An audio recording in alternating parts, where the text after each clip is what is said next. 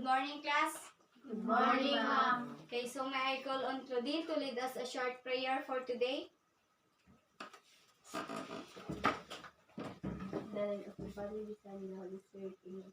Our Father in heaven, hallowed be your name, your kingdom come, your will be done on earth as it is in heaven. Give us this day our daily bread, and forgive us our sins, as we forgive those who sin against us. Do not bring us to test, but deliver us from evil. Amen. The name of the Father, the Son, and the Holy Spirit, amen. Thank you so much, Claudine. So you may take your seat. Before anything else, let me check first your attendance. So, Lynette, Present, ma'am. how about Melissa? Present, ma'am. Lady, Present, ma'am. Russell, Present, ma'am. how about Claudine? Present one. Okay, very good. You are all present for today's lesson. So, our sayings for today is, I can do all things through Christ who give me strength. I think this verse is familiar to you. Am I right? Yes, ma'am. Okay. So, let's now have a game which is called Guess the Word Being Described. So, who wants to answer the first one? Ma'am. Okay, lady? It refers to the way a speaker stands. Posture, ma'am. Okay, let's check if it's posture. Okay, very good. You are correct. How about the second one? Okay, Claudine? It is everything that the speaker does and does not do on the stage. Platform behavior, ma'am. Okay, let's check if it's okay. You are correct. It is platform behavior. How about the third one? Ma'am. Okay, Melissa? The property of sounds, which is used for differentiating between the loud and faint sound. Loudness, ma'am. It's differentiating. Okay, let's check if it's loudness. Very good, Melissa. How about the last one? Okay, Lynette? The rules on how words are used in a language. Grammar. Okay. Okay, very good. It is grammar. How about the last one, Razel? It is the way in which we make the sound of word. Okay, it's pronunciation. Not pronoun, it's pronunciation. So, very good. You got all the answers correct. So, for today, we are going to discuss the basic factors in delivering a speech. So, we all know that speech delivery is delivering the speech that we write or we plan. We discussed that yesterday. So, who wants to read platform behavior? Okay, lady? Platform behavior. It is everything that the speaker does and does not do on the stage that must have proper motivation. There should be reason for every movement. Avoid Mannerism. mannerism. Okay, so ang platform behavior, ito yung mga actions na ginagawa ng speaker in front the audience. So, kagaya ko, I'm delivering not a speech, but I'm teaching you. And if if I continue doing some mannerism that may distract you, hindi nyo maiintindihan yung lessons natin or hindi nyo maiintindihan yung sasabihin ko. Okay, so some of the mannerisms of the speakers are putting their hands on their pocket while speaking. You must not do that when you deliver your public speech. Second one, yung nagkakamot ng buhok. When you forget your line, you must stop, but don't do any actions like putting your hands in your pocket or yung mga signs na nag-iisip kayo na parang pinapakita nyo na nakalimutan nyo yung line nyo because it will cause distraction sa audience nyo. How about the second one? Okay, Claudine? Posture, it refers to the way a speaker stands, balance the weight of body on both feet. Okay, so posture, ito yung how the speaker stands in front of his audience. So, hindi kayo pwedeng mag-deliver ng speech ng nakaganon. You must stand properly. You can see here in the picture, I gave you an example on how you stand properly while speaking or in delivering your speech. How about loudness? Okay, Lynette? Loudness. Speak loud enough to be heard. Pay attention to the people at the last row and ensure that they can hear the speech. Okay, so loudness, ito yung gaano kalakas yung boses nyo. Just like for example, in a gymnasium, you cannot deliver your speech in this kind of voice. Good morning, I am... Because no one can hear you. May makakarinig man sa inyo, pero yung mga nasa harap nyo lang. Please stop doing something, lady. Listen to my explanation. So, ang loudness, this is how you deliver your speech. Kung gaano kalakas yung boses nyo para marinig nila hanggang sa likod. Do you understand? Yes, ma'am. Okay, how about the clarity? Okay, Claudine? Clarity. Speak clearly. Speech must be delivered Relatively. relatively slower than in an ordinary conversation.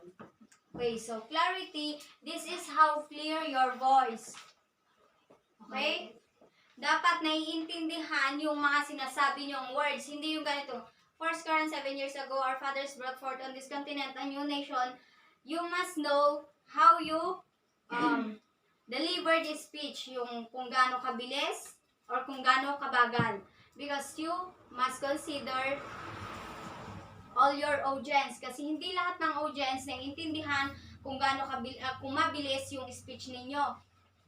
Yun nga lang, if you're going to listen to the speech of Americans, they used to deliver the speech yung mabilisang deliver o pagsasalita. How about pronunciation? Would you mind reading the meaning of pronunciation, Russell? Use correct pronunciation when it Doubt. about the pronunciation of a word. Consult a modern dictionary. Okay. So as you observe, Russell, read this word as world. So, dapat kapag nagde-deliver ka ng speech, mai-deliver ay masabi nyo yung word in a correct pronunciation. Just like this one. It's doubt.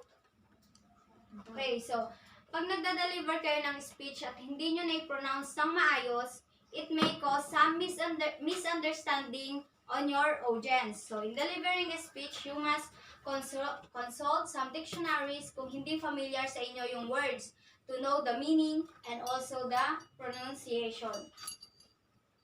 How about grammar? Okay, Lynette? Grammar. Use correct grammar.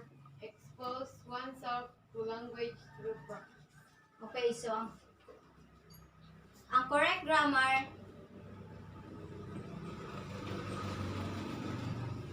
yun yung how you use the words correctly in a sentence. Or here are examples ng mga words at yung mga meaning nila. Para hindi kayo malito. Karamihan sa atin nalilito sa your na may apostrophe RE tsaka yung your na walang apostrophe RE. Ito yun. Yung may apostrophe RE, ito yung you are. Pero yung walang apostrophe, your. So, this is your bag. Your bag, sa kanya yon. Yun yung walang apostrophe R. Kasi itong may apostrophe, you are. So, you are beautiful. Or so, you're beautiful. Yun yung pagkakaiba ng may apostrophe R at saka yung walang apostrophe R. Okay, so those are the basic factors in delivering a speech. Do you understand? Yes, ma'am. Okay, so mamaya if you deliver your speech about the Gettysburg Address, dapat makita ko lahat to. Platform behavior, how you stand here in front, and how you deliver your speech. Second one, posture. Stand straight, Don't sway around. Loudness, dapat naririnig ko yung boses nyo at naririnig ng classmates nyo. Clarity, clear, those words that you deliver dapat clear or naiintindihan. Pronunciation, meron yan sa ating i-score ko ay yung score nyo, magbe-base din ako dito sa mga factors in delivering a speech. Grammar. Okay, so grammar is not included because the Gettysburg Address is written by President Lincoln. And now we'll proceed in discussing the tips for better body language and stance by Gail Zach Anderson. So who wants to read the first one? May Claudine? Stand tall from the rib cage.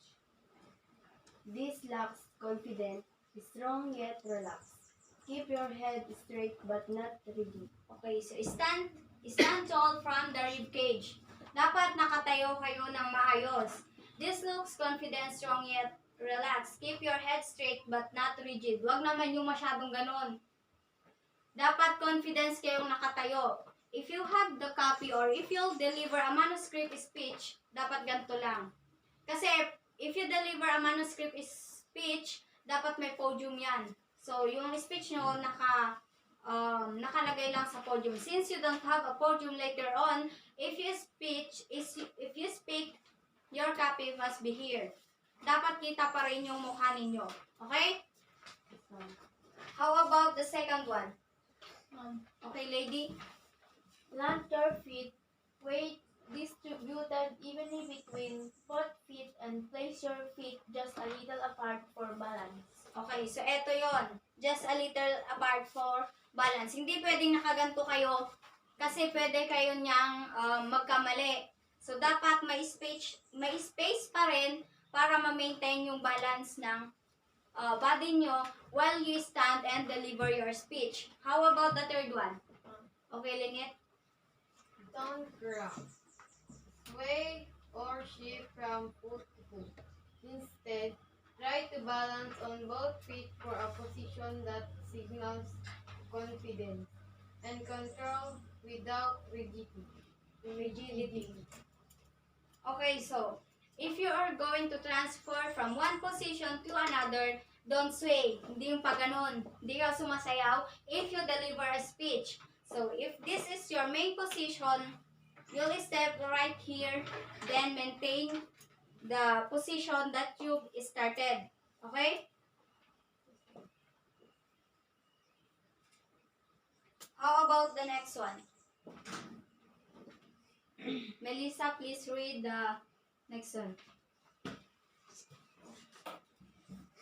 Stand in the center of the front of the room for your opening. Move every 2 to 3 minutes or at the start of each new topic. Then return to center for a strong close. Okay. So this speech, this stance always happen if you don't have the manuscript or if you deliver an impromptu, extemporaneous or a memorized speech. This is your center. So if you change your position, you'll step after 2 to 3 minutes or if you begin another topic. So if your speech contains 3 stanza, after the first stanza, dun lang kayo mag-step or mag-change position. But you must maintain your stance. Dapat confidence pa rin kayong tignan ng audience nyo. Like to move around, try this. Move from point A to point B deliberately, then stop and plant your feet again. Ito yung sinasabi ko kanina. This is your point A. Your point B will be here. Then you must maintain always your stand. And if you want to step again, step to point C. Pero dapat na maintain nyo pa rin yung stand nyo nung una, dun sa point A.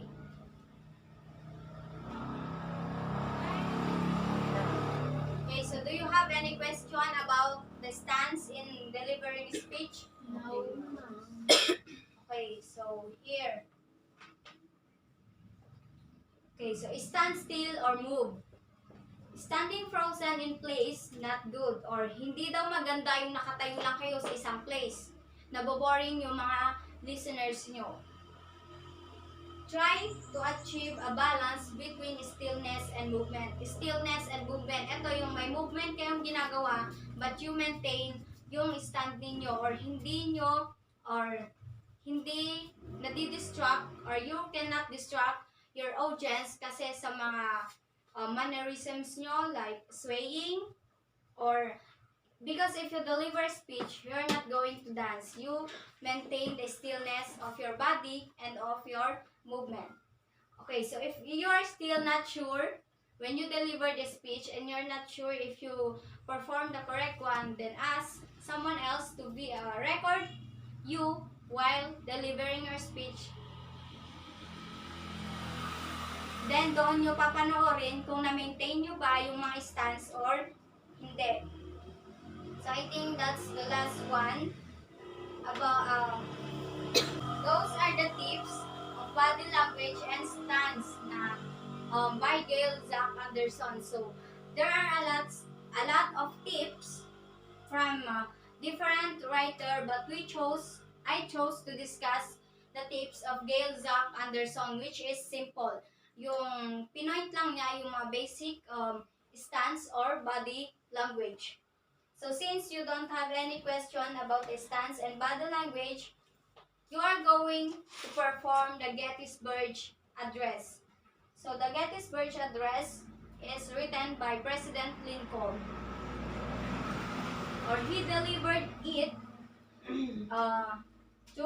in Gettysburg, Pennsylvania, last November 19, 1863. So, ito yung topic niya sa Gettysburg Address about human equality. So, Declaration of Independence, connected also to the sacrifices of civil war with the desire for a new birth of freedom. So, dahil sa civil war, they achieved the freedom ng United States. Do you understand? Okay, so you are given 10 minutes. So I know you know your grouping. So Claudine, Razel, and Lynette will be group 1. Melissa and Lady will be group 2. I'll give you 10 minutes to practice how you deliver, maintain the stance, and all the basic factors in delivering your speech. Okay, so pwede dito sina Claudine, then you, Melissa, and Lady, you can stay there while practicing your speech. Okay, so before you practice, let us watch the video first of the Gettysburg Address. Fourscore and 7 years ago, our fathers brought forth on this continent a new nation, conceived in liberty and dedicated to the proposition that all men are created equal. Now we are engaged in a great civil war, testing whether that nation, or any nation so conceived and so dedicated, can long endure. We are met on a great battlefield of that war. We have come to dedicate a portion of that field as a final resting place for those who here gave their lives that that nation might live. It is altogether fitting and proper that we should do this. But in a larger sense, we cannot dedicate, we cannot consecrate, we cannot hallow this ground. The brave men, living and dead, who struggled here, have consecrated it far above our poor power to add or detract. The world will little note nor long remember what we say here, but it can never forget what they did here. It is for us, the living, rather, to be dedicated here to the unfinished work which they who fought here have thus far so nobly advanced. It is rather for us to be here, dedicated to the great task remaining before us, that from these honored dead, we take increased devotion to that cause for which they gave the last full measure of devotion.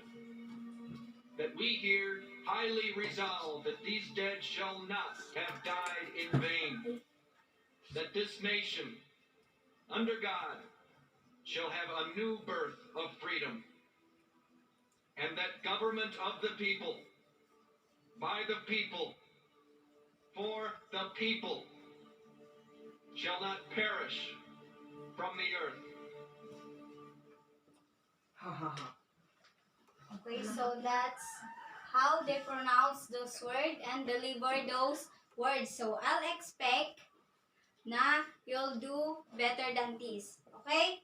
So here is the rubrics in grading you on your performance.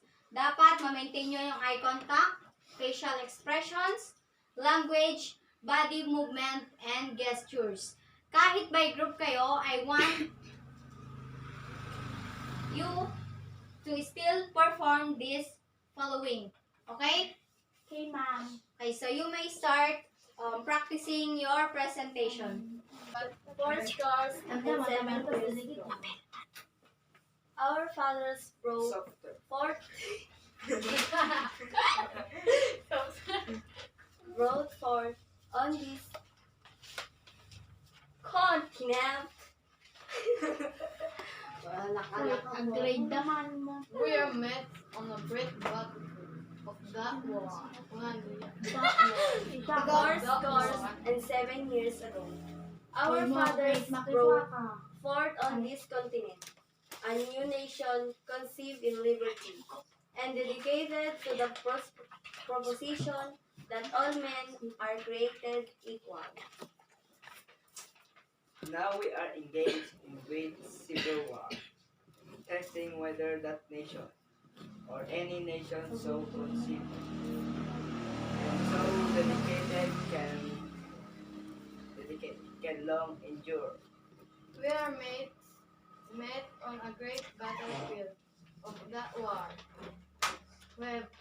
We have come to dedicate a portion of the field as a final resting place for those who here gave their lives, that nation might live.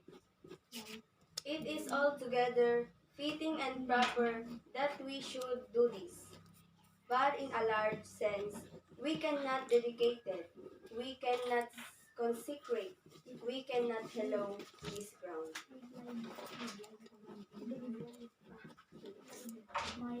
The God here have consecrated it far our God, or the world will little know nor long remember what we say here, but it can never forget what they did here. It is for us the living, rather to be dedicated here to the unfinished work which they who come here have thus only advanced. It is rather for us to be here dedicated to the wisdom. We have come to dedicate Remaining before us, remaining before us, that from this honor, From here, remaining before us, that from this honor did we take increased devotion to that cause for which they here gave the last good measure of devotion, that we here highly resolve that this dead shall not have died in vain, that this nation under God shall have a new birth of freedom, and that government of the people by the people, and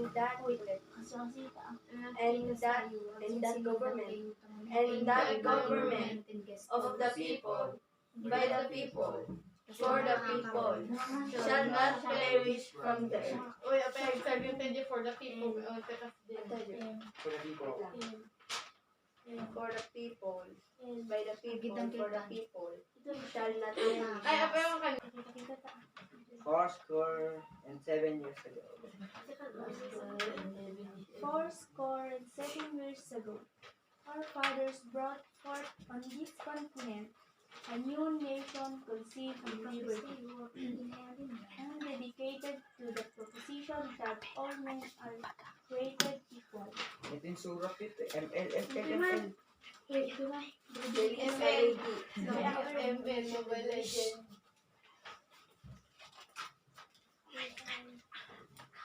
Now we are in a great testing whether that nation or any nation so far scores and 7 years ago. Our fathers brought forth and fresh or any nation so conceived and so dedicated can four score and 7 years ago. Our fathers brought forth on this same continent a new nation conceived in liberty and dedicated to the position that all men are created equal. Now we are engaged in a great civil war, testing whether that nation or any nation so conceived on a great battlefield of the war. We are making on a great battlefield. We have come to dedicated that we should proposition a portion of the battlefield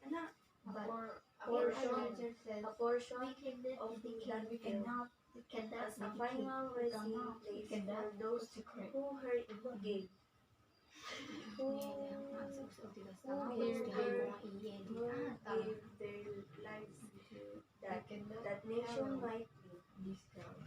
It is altogether fitting and proper that we should do this. But in a larger sense, we cannot dedicate, we cannot consecrate, we cannot follow this power.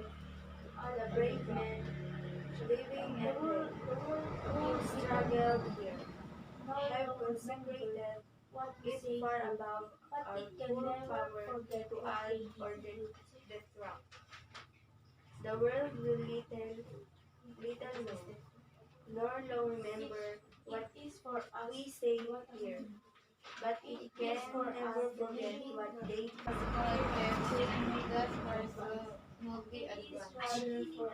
It is rather for us that be here dedicated to the great task.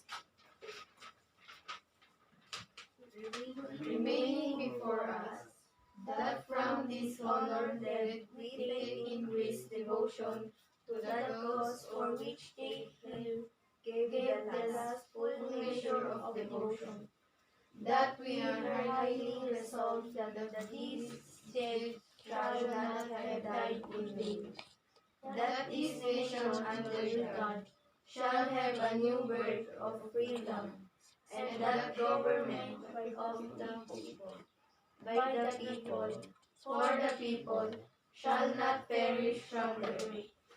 Okay, so I think you are all prepared for your performance. So, since the group of Claudine is ready, you may begin your presentation.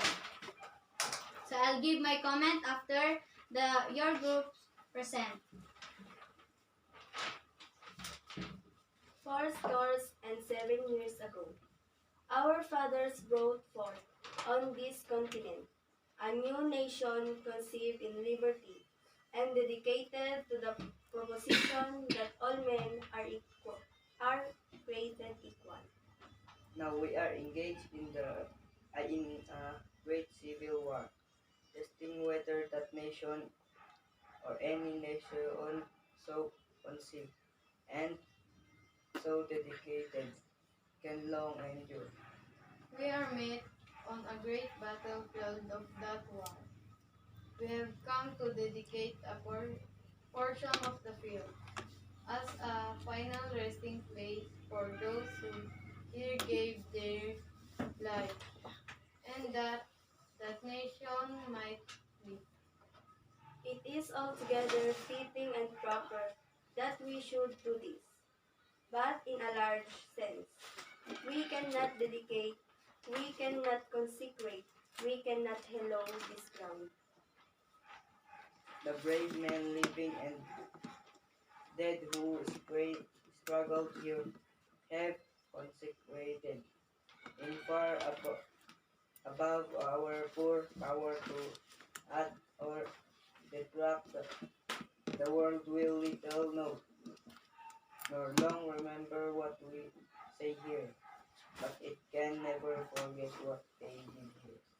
It is for us, the living, rather to be dedicated here to the unfinished work which they who fought here have thus far so nobly advanced. It is rather for us to be here dedicated to the great task remaining before us, that from this honored dead we take concrete devotion to the cause for each day her gave, the last full measure of devotion, that we have highly resolved, that this dead shall not have died in vain, that this nation under God shall have a new birth of freedom, and that government of the people, by the people, for the people, shall not perish from the earth. Okay, so let's give a hand of clap for the group of Claudine. So how about the group of ladies?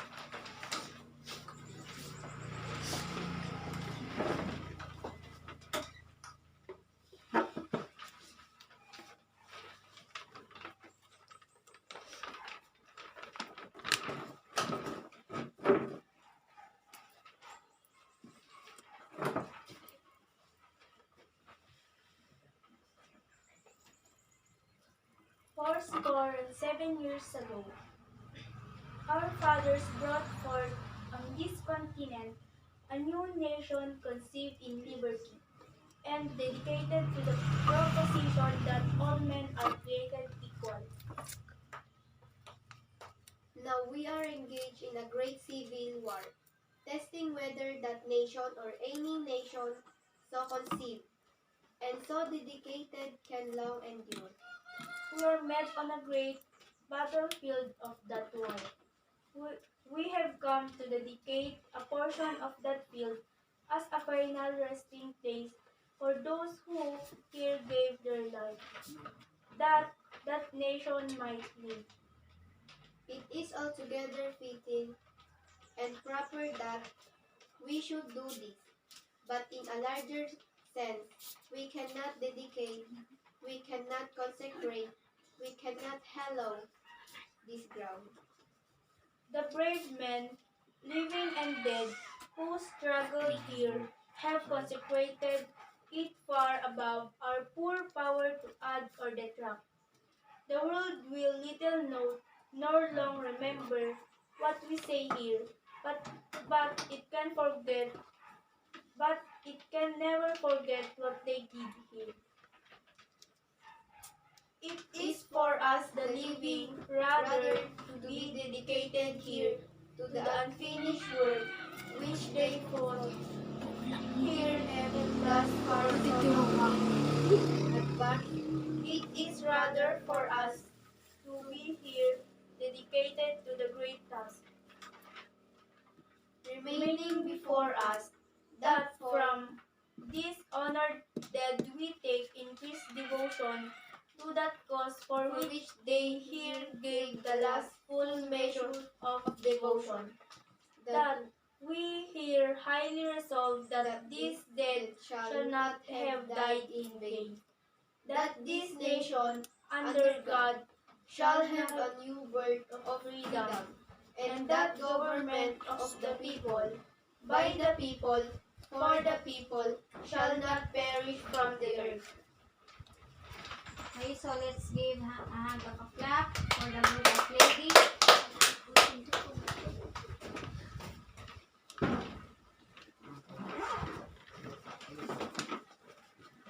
Okay, so the group of Claudine and group of Lady.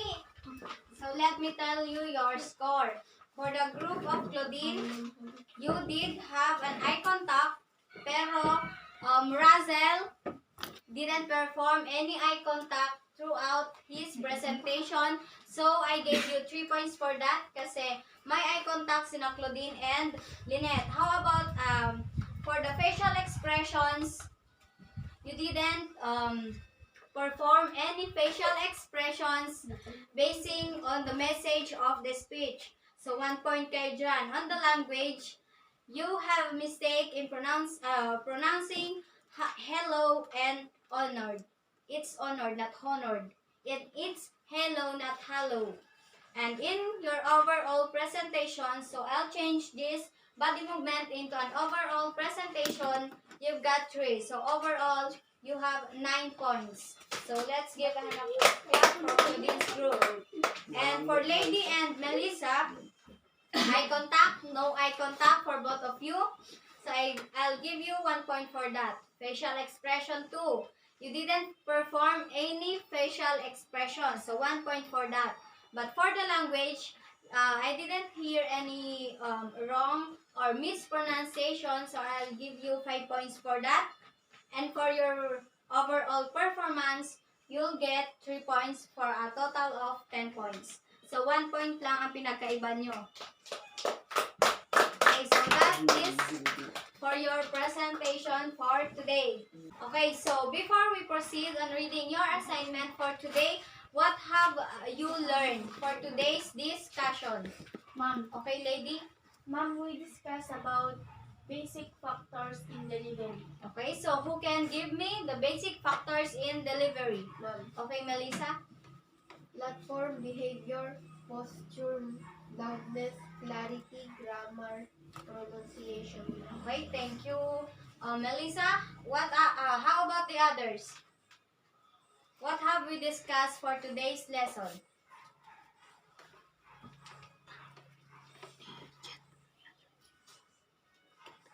We discuss about tips for better body language and stance. Okay, so we also discussed the stance or body movements or body language for today's lesson. So for your assignment, please read this. Russell?